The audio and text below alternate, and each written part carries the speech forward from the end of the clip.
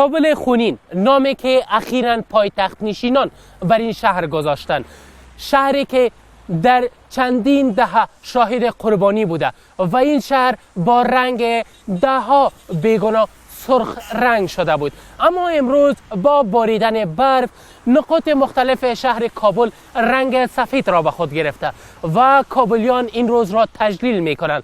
برخی ها با ساختن آدمک های برفی و برخی ها با انجام بازی های طفلانه که گفته میشه برف جنگی.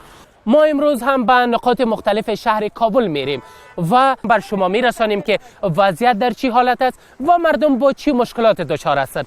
گفته میشه که برخی راههای مواصلاتی به پایتخت کابل مسدود شدند به دلیل برفباری زیاد البته، و ما هم میریم و میبینیم و با برخی ها صحبت هم خواهیم کرد که مشکلات آنها در این برفباری چی بوده و حکومت تا چی حد تانسته به مشکلات اونها رسیدگی کنه.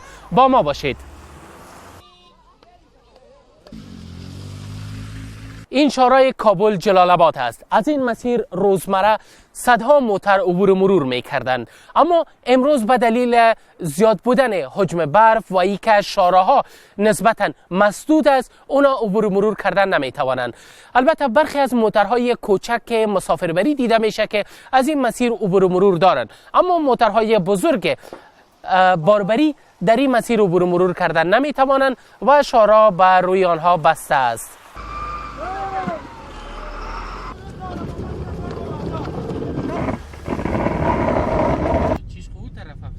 او لاره بعضې ځایو کې بنده وه، ټیلر ولاړو، څوک کشېدلي وو، څوک هغه وو.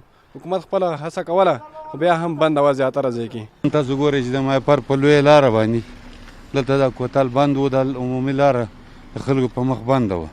موږ وکولی سو د خپل لاس لرلو وسایط چې لرو د هغو په ذریعه مو وکولی سو. تاسو عملا ګورئ چې ټوله لار د خلکو په مخ خلاصه سوه، دواړو طرفې ته کوم پرابلم نشته. این مسیر کابل تا مزار شریف است، سر کوتل کابل.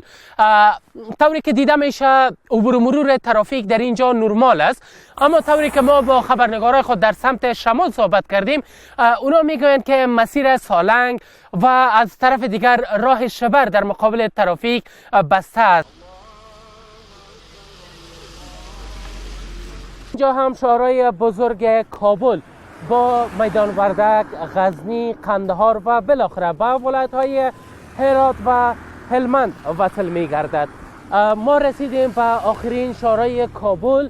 البته در بسیاری از شارع‌ها گفته میشه که راههای مواصلاتی برای وسایط بزرگ باربری مسدود میباشه. مسافر ټول را که پاسکارکوټ کې دي، که په غزنی کې دي، میدان شهر کې دي، په ټولو لارو کې بند دي. که الته ریاست پیدامه موجود ده، اماغه الته لودر ولري او لودر مخکې تر مخکې لار پاکه کړي نو هیڅ مشکل به نه وي. دوی چې کله واوره وسوه بیا پسته له هغه لودر غواړي، بیا لودر تیل نه لري، بیا چای نه ده بسته، خو تدابیر صحیح نه دي. موږ په دغو مسئولینو غږ کوو چې تدابیر صحیح ونیسئ. افغان‌ها همیشه غم و خوشی را یکجا سپری می‌کنند. اگر در حصه‌ای از افغانستان جوانان از بازی‌های طفلانه و یا هم بازی در برف و یا باریدن برف بعد از مدت‌ها خوشحالی می‌کنند، به همون طور برخی دیگری از مسدود بودن راه‌ها و حتی جان دادن در مسیر شاراهای بزرگ افغانستان رنج می‌برند.